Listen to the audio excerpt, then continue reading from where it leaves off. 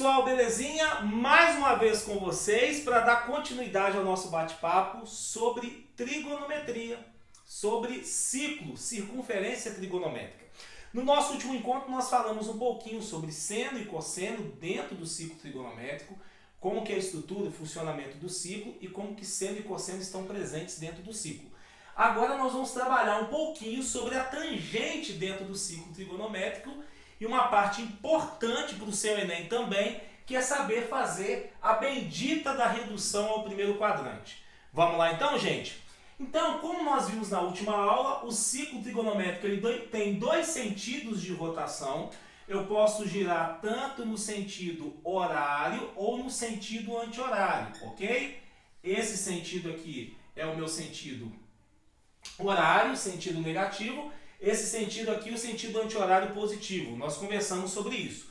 E nós vimos que dado um ângulo, independente sendo no primeiro, no segundo, no terceiro, no quarto quadrante, eu tenho o ângulo, a decomposição, a projeção dele na horizontal é o valor do cosseno desse ângulo. A decomposição, a projeção dele na vertical, nos eixos coordenados, vai me dar a medida, o valor do seno desse ângulo.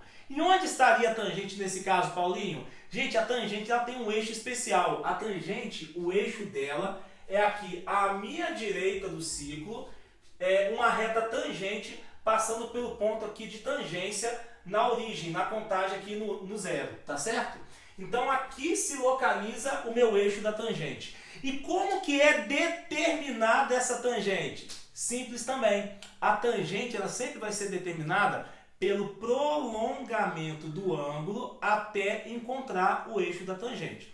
Então aqui nós vamos ver como que vai funcionar o ângulo alfa no primeiro, no segundo, no terceiro e no quarto quadrante. Para esse ângulo alfa, como que eu determino a tangente? Basta que eu prolongue este ângulo, o ponto da interseção com o eixo das tangentes, sempre localizado aqui à direita, na origem aqui da contagem dos ângulos, tá bom? O eixo da tangente sempre localizado aqui. Então, se eu prolongo esse ângulo, esse ponto de encontro aqui vai determinar para mim esse comprimento. E é exatamente a medida desse comprimento que eu dou como tangente desse ângulo alfa. E aqui tem algumas coisas bem interessantes, tá certo? Se eu, por exemplo, trabalhar com esse ângulo, vamos supor que eu esteja no sentido de rotação, no sentido anti-horário, sentido positivo. Então, eu começo aqui, a tangente de 0 é 0, o ângulo vai aumentando e vai crescendo, vai me dando o valor da tangente. Mas o que acontece quando chega no 90 graus? Percebe? Quando chega o ângulo a 90 graus, eu tenho o ângulo de 90 paralelo com o eixo das tangentes. Se essas medidas, se esses dois eixos, o eixo da tangente e o ângulo de 90, se isso me dá uma condição de paralelismo, o que eu posso concluir? Que não tem ponto de interseção. Se não há ponto de interseção, eu concluo que a tangente de 90 não existe. Tá certo? Isso vai acontecer com 90 graus, que em radianos é π sobre 2. Você já sabe que eu posso trabalhar tanto em graus como em radianos dentro do meu ciclo trigonométrico. Isso vai acontecer com 90 graus e daqui a pouco nós vamos ver que vai acontecer com o 270 graus também dentro da minha primeira volta. Tá? Eu estou contando aqui, eu estou trabalhando com um ciclo de 0 graus ou 0 radianos até 360 graus ou 2π radianos. Mas a gente sabe que o ciclo eu posso dar infinitas voltas, tanto no sentido anti-horário como no sentido horário. Isso aí não há nenhum tipo de problema, ok? Então eu consigo perceber nesse caso aqui, por um ângulo alfa, um ângulo alfa no meu primeiro quadrante, você consegue perceber que essa tangente aqui, ela está na parte superior do meu eixo. Então a tangente é positiva. Suponha que eu pegue um ângulo do segundo quadrante, que eu pegue um ângulo aqui, por exemplo. Se eu pego um ângulo aqui, se eu prolongar esse ângulo, vamos pensar num ângulo aí 120 graus, 110 graus, tá? Se eu pego esse ângulo, o que acontece? Se eu prolongar esse ângulo, o ponto de encontro com o meu ângulo e com o meu eixo da tangente, ele estaria mais ou menos por aqui, dentro desse segmento. Logo, a minha tangente estaria nessa parte inferior do eixo. E aqui eu concluo que a tangente é o quê? Negativa. No segundo quadrante, a tangente é negativa. E a gente poderia enxergar de uma outra forma. Nós já vimos que no segundo quadrante, o seno é positivo, mas o cosseno é negativo. Como nós sabemos que para se calcular tangente, eu posso calcular seno dividido pelo cosseno, sendo o seno positivo e o cosseno negativo, mais dividido por menos, resulta em menos. Então, realmente, a tangente do segundo quadrante ela é negativa. Eu acho que vale a pena a gente tomar nota dessas informações. Então, no meu primeiro quadrante, nós estamos falando que a tangente ela é positiva. No segundo quadrante, a tangente, acabamos de ver que ela é negativa. Vamos ao terceiro quadrante. Pegue um ângulo no meu terceiro quadrante, que vai de 180 graus a 270 graus. Se eu pegar um ângulo nesse intervalo, esse ângulo estaria por aqui. E se eu prolongar este ângulo, o ponto de encontro estará na parte positiva do meu eixo da tangente. Então, minha tangente estaria dentro desse intervalo aqui. Logo, eu consigo concluir que no terceiro quadrante, a tangente também seria o quê? Positiva. E a gente pode ver isso de uma outra forma. Terceiro quadrante, tangente positiva. No terceiro quadrante, nós já vimos que o seno é negativo e o cosseno é negativo. Como a tangente é seno dividido pelo cosseno, menos dividido por menos resulta em positivo, em mais. Então, por isso que a gente consegue concluir, nesse caso, no terceiro quadrante, que a tangente também é positiva. No quarto quadrante, eu teria um ângulo mais ou menos por aqui, dentro do intervalo de 270 até 360 graus. Só retocar aqui, ok? Então, eu teria um ângulo nesse intervalo aqui. Tendo um ângulo nesse intervalo, eu consigo perceber que se eu for pegar esse ângulo e eu prolongar este ângulo, o ponto de encontro do ângulo, do prolongamento do ângulo com o eixo da tangente, seria mais ou menos nessa região aqui, que seria na parte negativa do meu eixo da tangente. Então, volto a concluir que a tangente, também no quarto quadrante, ela é negativa. Sabendo também que o cosseno é positivo e o seno é negativo, mais dividido por menos, menos dividido por mais, isso vai me dar o quê? Menos, tá certo? Essa é a configuração da tangente no ciclo trigonométrico dentro da primeira volta. Mas como a gente já disse anteriormente, eu posso caminhar com a minha circunferência trigonométrica em várias... eu posso dar várias voltas na minha circunferência trigonométrica, tanto no sentido horário como no sentido anti-horário. Ok? E aí, gente, a gente precisa conversar também sobre redução ao primeiro quadrante. E eu vou fazer um exemplo bem simples e mostrar para você também como toda essa teoria, como entender ciclo trigonométrico, pode me ajudar a resolver várias questões no Enem. Mas antes disso, eu quero conversar um pouquinho com você sobre redução ao primeiro quadrante. Vamos pegar o seguinte exemplo. Vamos pegar o meu ciclo trigonométrico novamente, eixo dos cossenos, eixo dos senos, e eu vou pegar aqui um ângulo do primeiro quadrante. Eu vou pegar o ângulo de 60 graus, tá bom? Vamos pegar aqui o ângulo de 60 graus. Então, alfa aqui para mim, 60 graus, tá bom? Se eu pegar esse ângulo de 60 graus, eu consigo achar correspondentes desse ângulo de 60 graus nos outros quadrantes também. Ângulos com a mesma abertura. Então, esse alfa aqui é 60.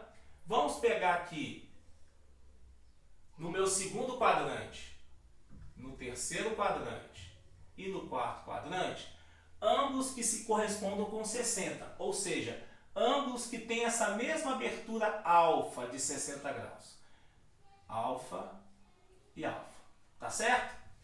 Esse exemplo vai tirar todas as suas dúvidas, eu tenho certeza disso, sobre reduzir o primeiro quadrante, para que a gente consiga resolver algumas questões bem importantes no Enem. Tá? Então, sabendo que aqui é meu 0 graus, vou trabalhar em graus, mas poderíamos trabalhar em radianos. Aqui o 90 graus, aqui eu tenho 180 graus e aqui eu tenho 270 graus. Automaticamente, dando a primeira volta, eu tenho 360 graus aqui, dando uma volta completa.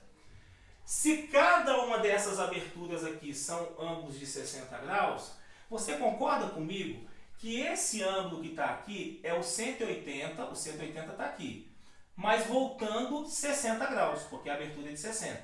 180 menos 60 é o 120 graus. Então, só para você entender a construção, como que eu encontrei 120? 180 menos 60 graus, que é essa abertura. Automaticamente, esse ângulo que está aqui no terceiro quadrante, olha que legal, 180 mais 60, porque eu sei que essa abertura é de 60 graus, tá certo? Então, 180 graus mais 60 graus, esse cara aqui resulta em 240. Logo, esse 240 ele foi obtido através de 180 mais 60 graus. Ok? E esse ângulo que está aqui? Esse ângulo aqui está no quarto quadrante. Se essa abertura é de 60 e esse ângulo é o 360, quem é esse ângulo aqui? É o 300. Como que ele foi obtido? 360 graus menos 60. Olha que interessante. Eu consegui, através dos 60 graus, achar ângulos no segundo, no terceiro e no quarto quadrante que tem uma correspondência com esses 60 graus. E olha que interessante, se eu sei o seno, o cosseno e a tangente de 60 graus, automaticamente eu vou identificar o seno, o cosseno e a tangente também desses ângulos que estão no segundo, no terceiro e no quarto quadrante. O que o 60 é do 300? O 60 ele é a redução do 300 graus a um ângulo do primeiro quadrante conhecido. O que o 240 é? Ele é a redução ao primeiro quadrante dos 60 graus. O 60 graus é a correspondência do 240 lá no primeiro quadrante. E a mesma coisa com 120. Então, se eu sei, por exemplo, o seno de 60, quem é o seno de 60? Raiz de 3 sobre 2. Quem é o cosseno? Meio. Quem é a tangente? Raiz quadrada de 3. Se eu tenho esses camaradas, eu consigo entender que os 120 graus tem o mesmo seno do 60, porque eu sei que no segundo quadrante o seno é o quê? Positivo. Então, o seno de 120 é igual ao seno de 60. E o cosseno de 120, a gente já sabe que o cosseno é negativo. Ele está no segundo quadrante. Mas o cosseno sendo negativo, ele vai ter só o sinal trocado em relação ao cosseno de 60, que é meio. Porque o 120 se corresponde com o meio. Eu consigo, gente, em resumo, encontrar de qualquer ângulo. E aí eu falo dos notáveis, 30, 45 e 60, e poderia ser qualquer outro ângulo que não fosse notável. Mas se eu conheço o seno, o cosseno e a tangente de um ângulo que está no primeiro quadrante, eu consigo encontrar os seus correspondentes no segundo, no terceiro e no quarto quadrante, inclusive encontrar o seno, cosseno e a tangente deles, respeitando os sinais de cada quadrante, onde o seno é positivo e negativo, onde o cosseno é positivo e negativo, onde a tangente é positivo e negativo. Isso é reduzir ao primeiro quadrante. Pegar um ângulo de qualquer um, do segundo, do terceiro e do quarto, identificá-lo com o primeiro e encontrar o seno, o cosseno e a tangente deles. Paulinho, por que isso é importante?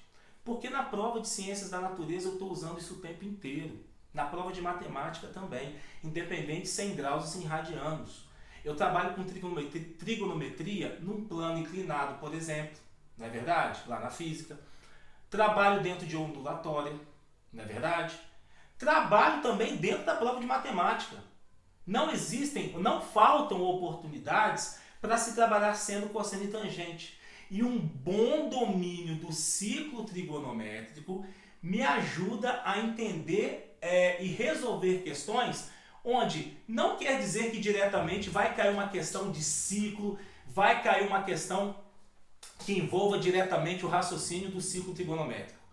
Mas às vezes eu estou resolvendo uma questão de matemática ou de ciências da natureza e de forma indireta eu conhecer o ciclo trigonométrico se torna uma ferramenta a mais para mim, para que eu consiga caminhar, para que eu consiga resolver a questão com mais segurança, sem ficar tateando e pisando, né, em ovos, digamos assim. Tá certo? Então, para a gente poder fechar, eu vou colocar a nossa regrinha básica da redução do primeiro quadrante. Vamos supor que eu tivesse um ângulo alfa. Um ângulo alfa. Então, vou colocar assim para a gente poder fechar essa ideia. Se o meu ângulo aqui dentro do ciclo trigonométrico, eixo horizontal dos cossenos, eixo vertical dos senos, tá? Então aqui eu tenho meu ângulo alfa, vou chamar aqui de alfa. Se eu tenho esse ângulo alfa no primeiro quadrante, eu consigo identificar, conheço o seno, o cosseno e a tangente dele, quem que é o correspondente dele?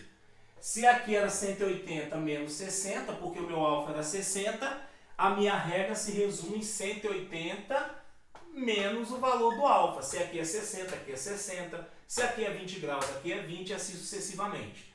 Se eu tenho um ângulo aqui no terceiro quadrante, aqui foi quanto? 180 mais alfa, porque o alfa ali era 60, aqui ficou 180 mais 60, que deu 240. E por último, eu tinha o 360 menos alfa. Lá no caso, 360 menos 60 tinha dado o ângulo de quê? De 300 graus. Achando esses correspondentes com essa regra, e olha que eu estou colocando em graus, poderia ser em radianos. Π menos alfa, π mais alfa, 2π menos alfa, não importa. O que é importante é você saber a representação do seno, do cosseno e da tangente no ciclo e saber fazer a redução te ajuda a resolver várias questões de ciência da natureza e da prova de matemática. Podem ser questões de trigonometria ou questões de física, por exemplo. Né? E aí, você sabendo o seno, cosseno e tangente, vai a dica final. O seno, cosseno e tangente dos três ângulos notáveis, 30, 45 e 60, você sabe também o seno, cosseno e a tangente, respeitando os devidos sinais, os ângulos que estão no segundo, no terceiro e quarto quadrante, que se correspondem com esses ângulos notáveis. Tá certo? Gente, eu espero que esses dois vídeos de trigonometria possam abrir o seu entendimento para ver a trigonometria de uma outra forma. E não achar somente que a trigonometria no Enem é triângulo retângulo. Vai estudar ondulatória, reflexão e refração, vai estudar alguma questão de cinemática ou na prova de matemática, uma questão de trigonometria. Esse assunto está envolvido em todas essas questões. E eu espero que com essas dicas, né, desses dois vídeos que eu estou passando para vocês nessa semana, eu espero que ajude a você a clarear suas ideias sobre trigonometria, a organizar os estudos aí e mandar a brasa aí se preparando bem para o Enem, tá certo? Se você curtiu e achou esse vídeo produtivo aí na sua preparação, não deixe de dar aquela curtida e até o próximo encontro, pessoal!